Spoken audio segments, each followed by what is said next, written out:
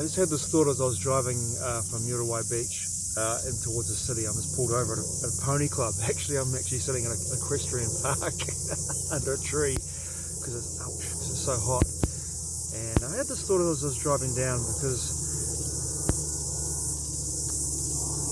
I've had this experience the last few years where I've met women that I just know right away with some women that I'm going to be friends with them right away. The moment I meet them, I just know instantaneously, my intuition tells me, this is a friend.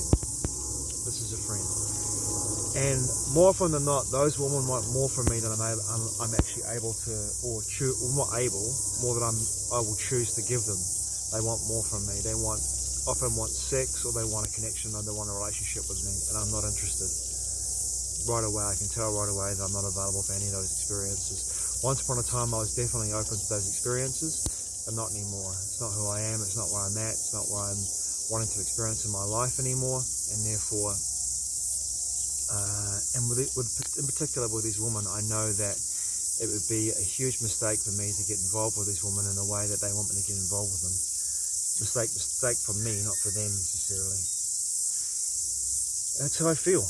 That's how I genuinely feel these days. I'm not the man I used to be when I was in my 20s. You know, I'm not living that life. I'm not in a place where I'm actually deciding to live my life that way in any way. I'm not the young player that I was in my 20s and 30s, even in my 40s.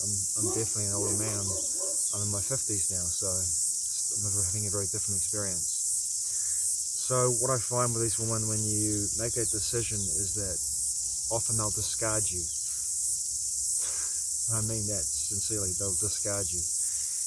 There are times in my life where in the last 2 years, where I've met women who've wanted more from me, and the moment I've made it quite clear that I've friend-zoned them right away, and it's due to the fact that I want to get to know them as women first and foremost, and say that I'm coming from my heart, not from my loins or my head.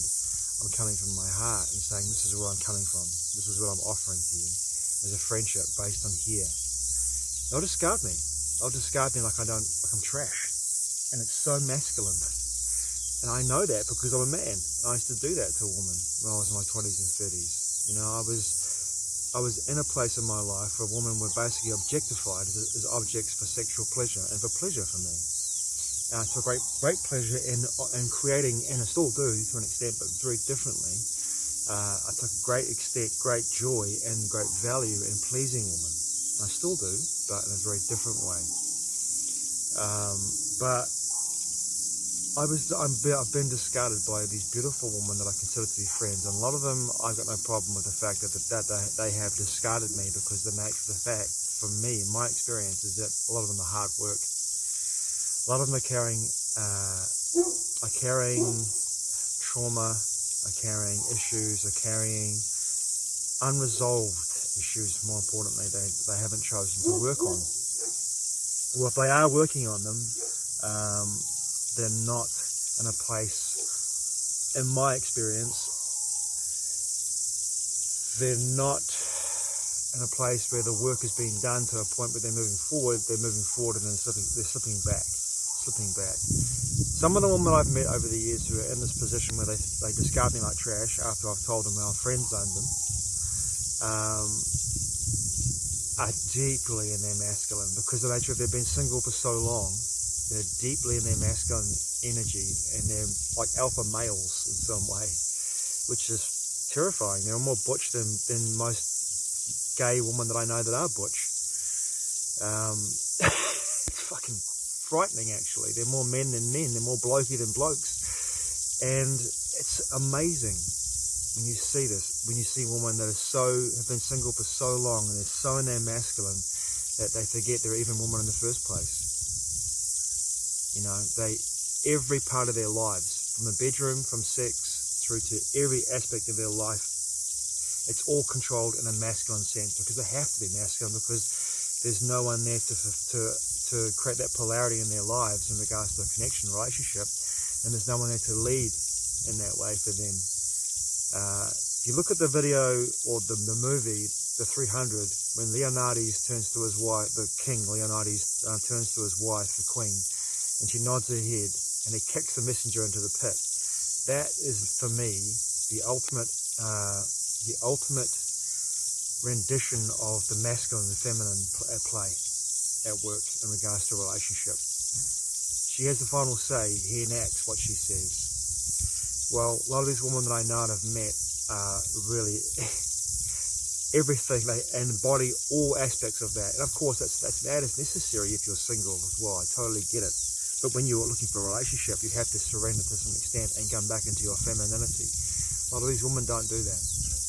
And that brings me to a kind of sad feeling for me when I am discarded this way by women I care about, genuinely care about. And of course, it makes me sad at the time, but at the same moment, I'm also very aware of the fact that by being discarded by a lot of these women who do not want to be anchored into my heart, they want more from me. They don't understand that what it means to me to anchor them into my heart. That means they're going to get unconditional love and support from me in every fucking aspect of their lives. That's okay, and I'll still get it from me, because even though we're not connected anymore in regards to friendships or in regards to our social circles, I still feel deeply for these women in my heart, and I still have a place for them in my heart, because that's who I am, and that's who I've become over the years. You know, if I want to have a connection with a woman, and I want to get to know a woman, she's always friend zoned first, always, in my life now. There's been no exceptions in my life in the last few years where I come into a place where I've known right away that all this is going to be is a moment shared, a sexual connection moment shared. I've had many of those in my life, and when the true surrender to that moment takes place between two individuals, a man and a woman, between me and my lovers, who understand the nature of that connection in that moment, and we both want to go for it in that sense, and surrender to that moment, and open up our hearts and our bodies to each other in the way that we do. And this is very rare now for me, but in the past I had this experience a lot. The acceleration due to the nature of the energetic entanglement with the chakras has set them ablaze. And for both of us, it has set us into a place of deep acceleration and growth. And it's happened to me many times in my life, in my days before. You know, it happened to me many, many times. I've had sex with beautiful women all over the world, and one night stands, as we call them. But the energetic confluence of that experience has been extraordinary to both of us, and the acceleration of growth afterwards. It's like, in some ways for me, I look back at it now and think that a lot of those connections were actually past life connections being resolved, and the end of a cycle, or we'd seen each other in various lifetimes, me being a woman, then being a man, me being a man, then being a woman, and connecting in that way, lifetime after lifetime after lifetime. And that was the resolution coming together of those lifetimes, the resolution of those lifetimes at the end of the ascending Kali Yuga cycle. That was it. Our dance was over within the cycle. And moving forward for me, I haven't had that experience since. I haven't had that experience where I've wanted to have or been in a place, and I'm open to it, having that kind of connection with a woman again. I'm open to it, but I haven't had that experience, which denotes to me that I'm in a very different place in my life and a very different resonance in my life. But speaking of that masculine energy and also the toxic femininity, which is something I haven't talked about before, but one of my friends, Joe, I've seen this before in New Zealand in the wellness festival scene, which is more like a wellness, you look at it more closely, it's more like a wellness industry, and it's global.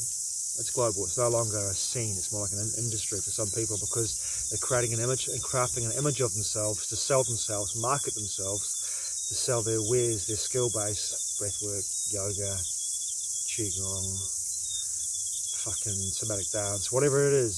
They're selling themselves and creating an image for themselves. A lot of these women who are in this field of industry are what my friend Joe calls the feathers and leather brigade, because they all look exactly the same. They're all wearing like a tribe of women who are goddesses, the goddesses, and the goddesses have this it's not innate at all, it's actually this prevalent philosophy and projection into the world that they deserve all this incredible, they deserve a beautiful man, they deserve a man that's going to give them all these attributes. But then the question then becomes, what the fuck are you bringing to the connection?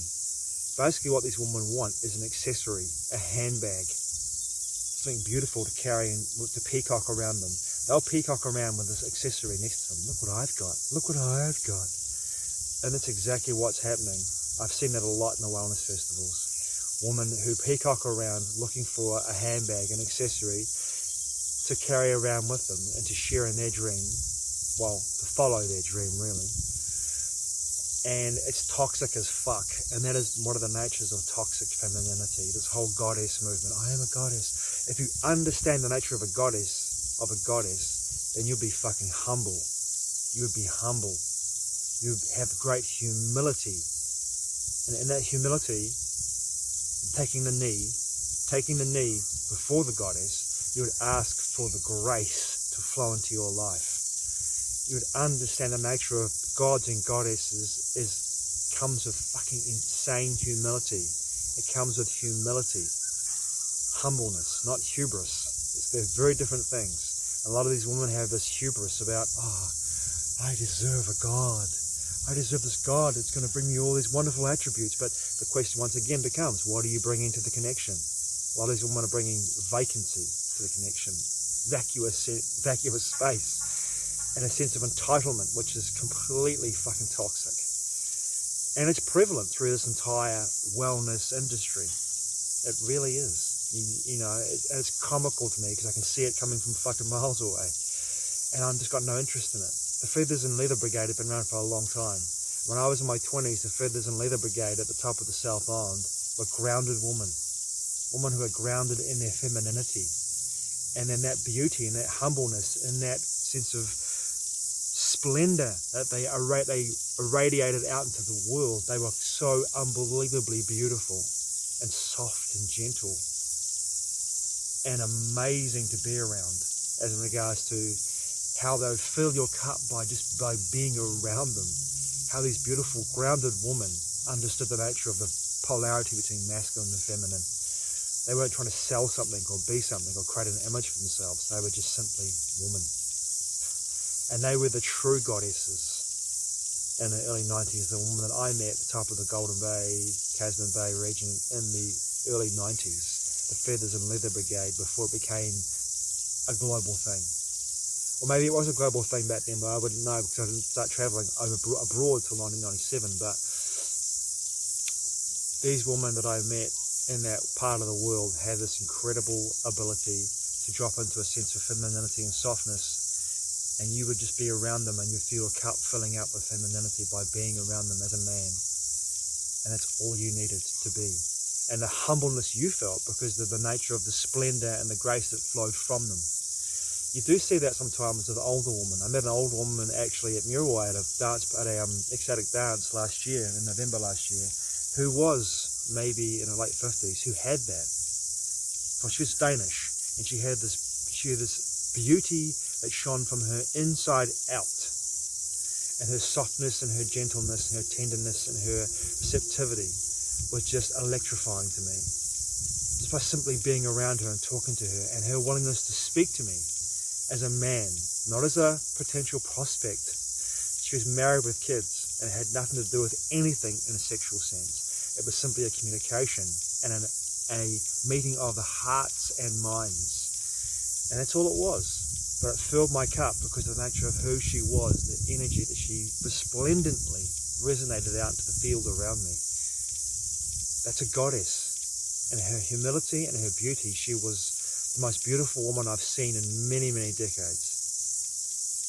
By simply being that softness and generating that humility and feeling the grace that flowed into my life after simply being around her. That's a goddess. That's a goddess. And that's not toxic to me at all. In fact, it's the opposite. It drew me in. It filled my cup as a man, having balanced me out with my feminine energy, filling my cup up. And to meet a woman like that, to me, is truly a gift. It's a gift. And I hope to meet more women like that when I'm travelling again abroad, because in this country at the moment, in my country of birth, New Zealand, there aren't many women like that. A lot of the women in this country that I've met over the years are in their masculine, heavily in their masculine.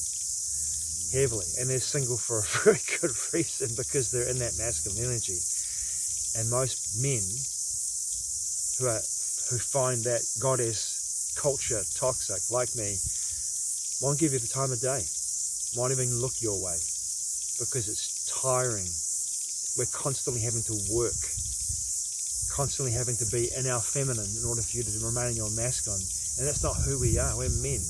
We can be feminine if we choose to. I mean, I was feminine in a relationship for 2 years because my girlfriend was so masculine. And by the end of it, I was tired of it. I said, this is enough. I'm done with this. This is just too much. I can't keep doing this. I want to be in my masculine. You're always in your masculine. If I'm in my masculine, you're in your masculine. We're just friends because there's no polarity, no sexual polarity. So we're done. And I'm moving on, because you keep moving forward with the work that we're doing, but you keep slipping back. And I keep moving forward and you keep slipping back. And this isn't going to work for me either. So there we have it. The goddess energy sometimes for me is about softness. Well, it is about softness. Not sometimes. It is about softness. It's about humility. It's about openness. It's about connection to the planetary consciousness in that softness and letting it move through you in grace and splendor. It's not about forcing or pushing. And to those women who have discarded me because of the nature of my decision to put you into my heart rather than my dick, well, that's up to you. It's your choice. It's no loss for me. I'll still love you unconditionally, because that's just who I am. I'm like the man I was in my 20s. I'm 53 in this avatar. That's who I am. I become a man looking for connection from here, from my heart, and moving from there. And I'll instantly friend zone you when I meet you if you're a woman, because I want to get to know you. I'm curious about you. And those connections that I have, where it's like blazing on fire, let's go and have wild, crazy, intimate connection. Yeah, I'm open to that still. Let's see what happens moving forward. Thanks for watching. I truly appreciate it. Mate what? I'll see you again soon.